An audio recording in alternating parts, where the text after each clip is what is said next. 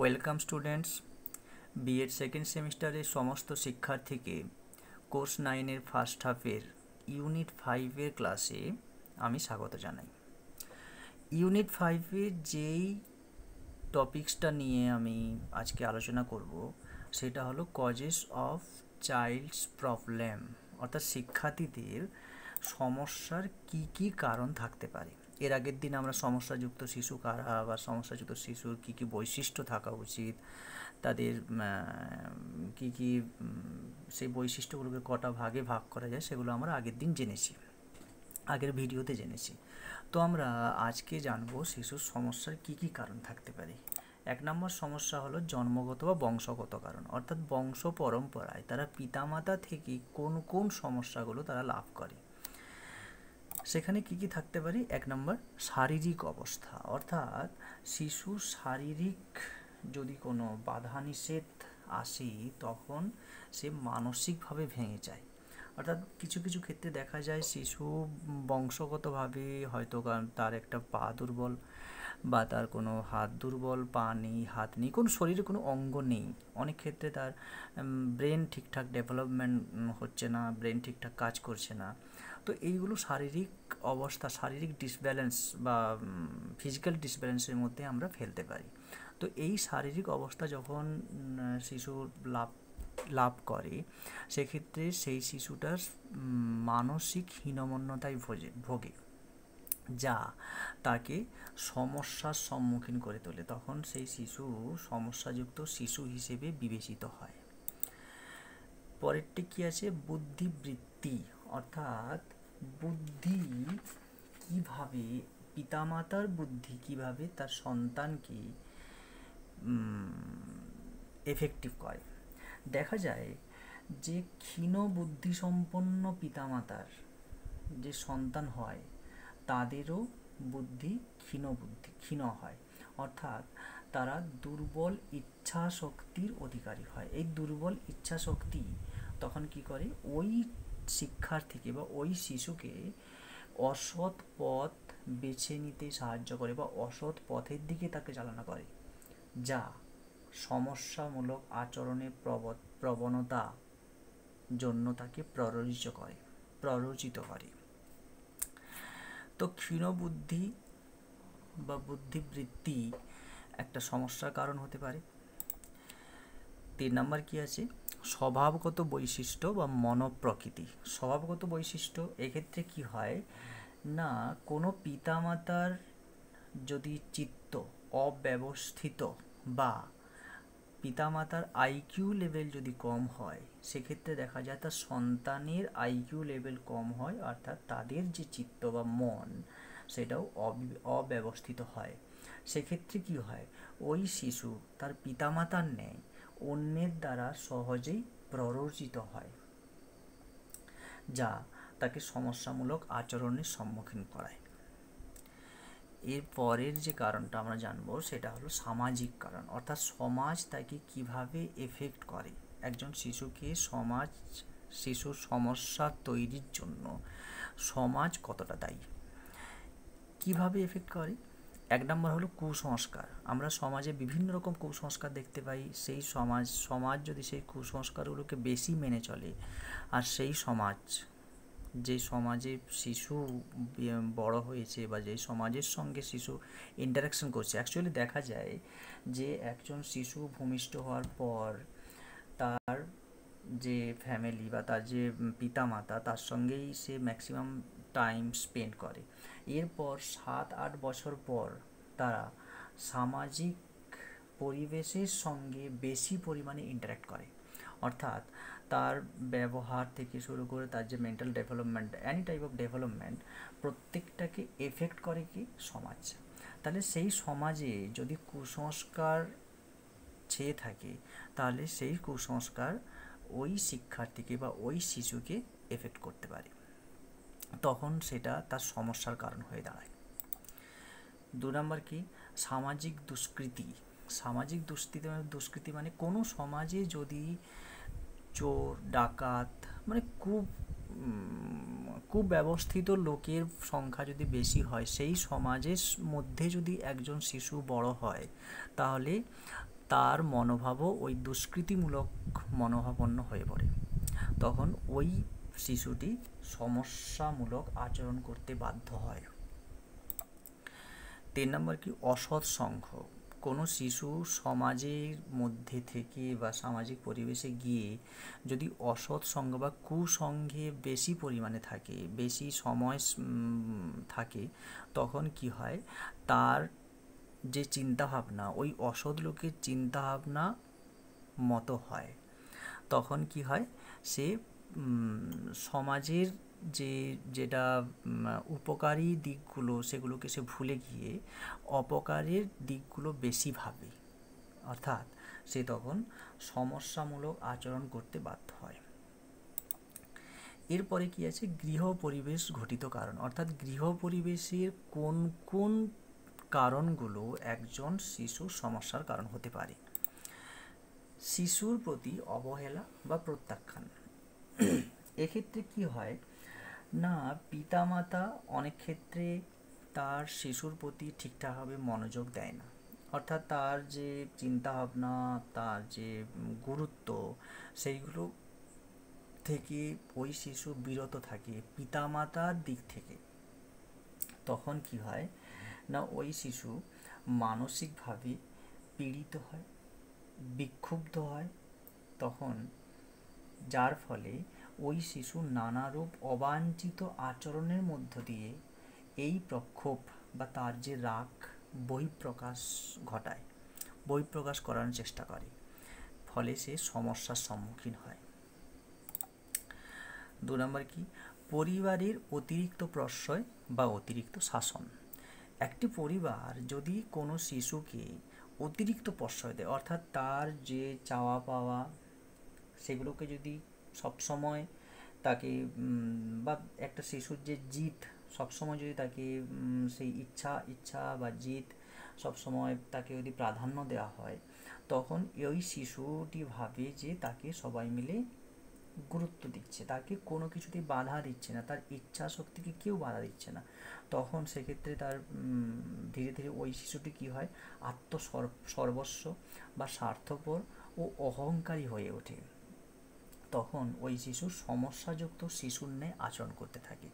আবার অনেক ক্ষেত্রে দেখা যায় কোনো কোনো ক্ষেত্রে যদি শিশুকে অতিরিক্ত শাসন করা হয়, একটা ছোট্ট ঘটনার জন্য বা ছোট্ট একটা ভুল করেছে তার জন্য খুব বড় পরিমাণে শাসন তার মানসিক বলকে ভেঙে দিতে পারে। তখন সে সমস্যাযুক্ত শিশুর ন্যায় আচরণ করতে থাকে। 3 নম্বর কি আছে, বিপর্যস্ত পরিবার। বিপর্যস্ত পরিবার মানে কিছু কিছু পরিবারে দেখা যায় তার সেই পরিবারের একটি পরিবারের যে নিয়ম শৃঙ্খলা সেখানে থাকে না, অর্থাৎ সেই পরিবারের মধ্যে পিতামাতার বা পরিবারের যে অন্যান্য ফ্যামিলি মেম্বাররা আছে তাদের মধ্যে অহর্নিশ বিবাদ, অশান্তি লেগেই থাকে।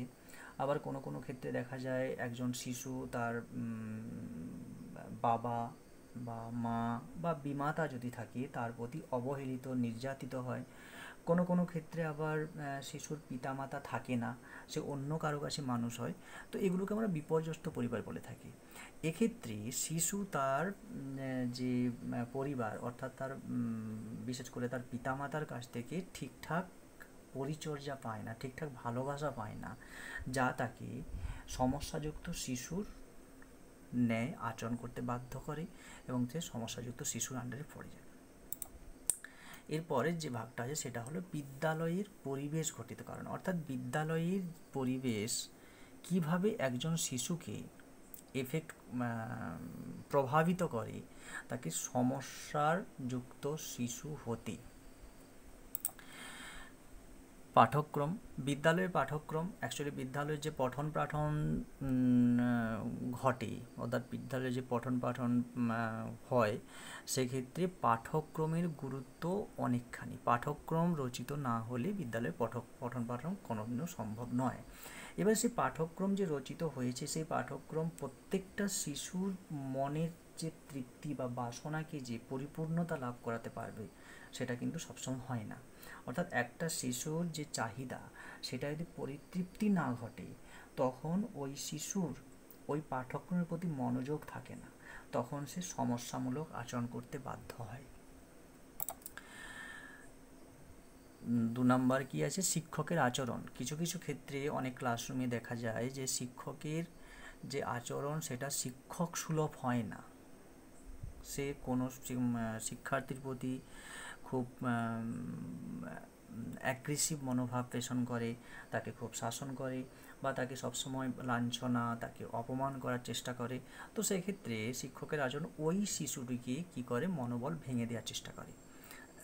সেক্ষেত্রে ওই শিশু শিক্ষকের প্রতি বিরূপ মনোভাব পোষণ করার চেষ্টা করে। তো তখন ওই শিশুটি সমস্যাযুক্ত শিশুর আন্ডারে পড়ে যায়। শ্রেণীকক্ষের পরিবেশ। কিছু কিছু শ্রেণীকক্ষ আছে যেখানে যে শ্রেণীকক্ষটা হয়তো দেখা যায় যে শ্রেণীকক্ষে আলো বাতাস ঠিকঠাক আসছে না, শ্রেণীকক্ষের পাশাপাশি থেকে নর্দমা বা নোংরা কোনো জায়গা থেকে সবসময় দুর্গন্ধ আসছে, বা শ্রেণীকক্ষের মধ্যে যে বসার জায়গাগুলো আছে সেগুলো খুব সংকটময় বা স্থানের অভাব। তো এক্ষেত্রে যে শিক্ষার্থীরা ঠিকঠাকভাবে পঠন পাঠনে মনোযোগ দিতে পারে না, তখন তারা সমস্যাযুক্ত শিশু হিসেবে বিবেচিত হতে বাধ্য হয়। পরের কি আছে, বিচার বৈষম্য। অর্থাৎ আমরা যদি কোনো ক্লাসের যতগুলো শিশু আছে তাদের প্রতি সঠিকভাবে বা একই রকম মনোভাব পোষণ না করি, তখন কোনো শিশুর মধ্যে বিরূপ প্রতিক্রিয়া সৃষ্টি হতে পারে। অর্থাৎ একই ধরনের অ্যাক্টিভিটির জন্য ধরা গেল দুটো শিশু একই রকমের ভুল করলো, এখন একজন শিশুকে যদি আমরা একটু কম পরিমাণে শাসন করি, আরেকজন শিশুকে বেশি পরিমাণে শাসন করি, অর্থাৎ তাদের দুজনের যে শাসনের বা তাদের যে পানিশমেন্টের যে লেভেল যদি আলাদা হয়, তখন ওই দুটো শিশুর মধ্যে অ্যাগ্রেসিভ মনোভাব তৈরি হয়। যাকে আমরা বেশি পরিমাণ পানিশমেন্ট দিলাম সে তখন কী হবে না, সমস্যাযুক্ত, হীনমন্যতার জন্য সমস্যাযুক্ত শিশুর মতো আচরণ করতে বাধ্য হবে। এইগুলো হলো সমস্যাযুক্ত শিশুর কারণ। এবার আমরা জানব শিখন সমস্যাযুক্ত শিশু, অর্থাৎ কোন কোন শিশুকে আমরা শিক্ষাক্ষেত্রে সমস্যাযুক্ত শিশু বলতে পারি। তো এই সমস্যাযুক্ত এগুলো কারা না, এই সমস্ত শিশুর মধ্যে কি দেখা যায়, এই সমস্ত শিশুর মধ্যে শ্রেণীকক্ষে অন্যান্য শিক্ষার্থীদের অমনোযোগী করে তোলার প্রবণতা তথা শিক্ষকের শিক্ষাদানে বাধা দেওয়ার প্রবণতা দেখা যায়। অর্থাৎ এই সমস্ত শিক্ষার্থীরা কি করবে না, কোনো একটা শ্রেণীকক্ষে শিক্ষকের যে পড়াশুনোর সে যে শিক্ষাদান করছে সেটাকে কি করবে, বাধা দেওয়ার চেষ্টা করবে, বা অন্যান্য যে শিক্ষার্থীরা তাদেরকে ডিস্টার্ব করার চেষ্টা করবে। এই সমস্ত শিক্ষার্থীদের আমরা শিখন সমস্যাযুক্ত শিশু বলি। আচ্ছা, এদের বৈশিষ্ট্য কি কি হবে, কোন কোন বৈশিষ্ট্য দেখে আমরা বুঝতে পারবো একটা শিশু শিখন সমস্যাযুক্ত শিশু। এক নম্বর কি, পুঁথিগত বিদ্যায় পারদর্শী হয় না, অর্থাৎ এদের যে পুঁথিগত বিদ্যা, এদের পঠন পাঠন ঠিকঠাক করতে পারে না, পুঁথিগত বিদ্যায় এরা পারদর্শী নয়, বইতে যেটা লেখা আছে সেটা যদি জিজ্ঞেস করা হয় এরা ঠিকঠাকভাবে বলতে পারে না। দু নম্বর, আত্মপরিচালনায় দুর্বল হয়, এদের সেলফ কনফিডেন্স খুব কম হয়, এরা নিজেকে পরিচালনা করতে পারে না ঠিকঠাক, এই জন্য এরা যে কোনো ডিসিশন ঠিকঠাক নিতে পারে না, বিচার ঠিকঠাক করতে পারে না। 3 নম্বর কি, দু একটি ক্ষেত্র ছাড়া সব ক্ষেত্রেই নিম্নমানের ফল প্রকাশ করে, অর্থাৎ স্কুলের মধ্যে যে সমস্ত অ্যাক্টিভিটিগুলো হয় সেগুলো পঠন পাঠন থেকে শুরু করে যে কোনো কোকারিকুলার অ্যাক্টিভিটি, খেলাধুলায় অংশগ্রহণ করা, যে কোনো প্রোগ্রামে অংশগ্রহণ করা, এগুলো সবগুলোকেই সঠিকভাবে সমানভাবে তাকে অ্যাক্টিভ হতে হবে একটা শিশুকে। কিন্তু দেখা যায় কিছু কিছু শিশু একটা নির্দিষ্ট ফিল্ডে সে অ্যাক্টিভ আছে, হয়তো খেলাধুলো সে ভালো, কিন্তু পড়াশোনার ক্ষেত্রে বা কোনো প্রোগ্রামের ক্ষেত্রে সে ঠিকঠাকভাবে ফল প্রকাশ করতে পারছে না। তো এক্ষেত্রে আমরা সেই শিশুকে শিখন সমস্যাযুক্ত শিশু বলতে পারি।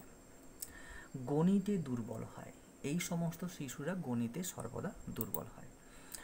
আত্মস্থ করার অভাব, অর্থাৎ মুখস্থ মনে রাখার অভাব, অর্থাৎ এই সমস্ত শিশুরা যে কোনো বিষয়বস্তুকে পড়ার পর সেটাকে বেশিক্ষণ ধরে মনে রাখতে পারে না। পড়ার সময় দু একটি পংক্তি ছেড়ে দেওয়া। যদি এই সমস্ত শিশুকে আমরা যদি রিডিং পড়তে বলি, তখন কি দেখা যায় না, এই শিশুগুলো মাঝের দু একটা লাইন বা দু একটি পংক্তি ছেড়ে দিয়ে নেক্সট লাইনে চলে গেল, এটা তার অজান্তেই হয়ে গেল। এই সমস্ত শিশুরাই হলো শিখন সমস্যাযুক্ত শিশু। তো আজকের এই পর্যন্তই ছিল। এর পরের যে টপিকসগুলো আছে সেগুলো আমি পরবর্তী ক্লাসে বা পরবর্তী ভিডিওতে আরও আলোচনা করব।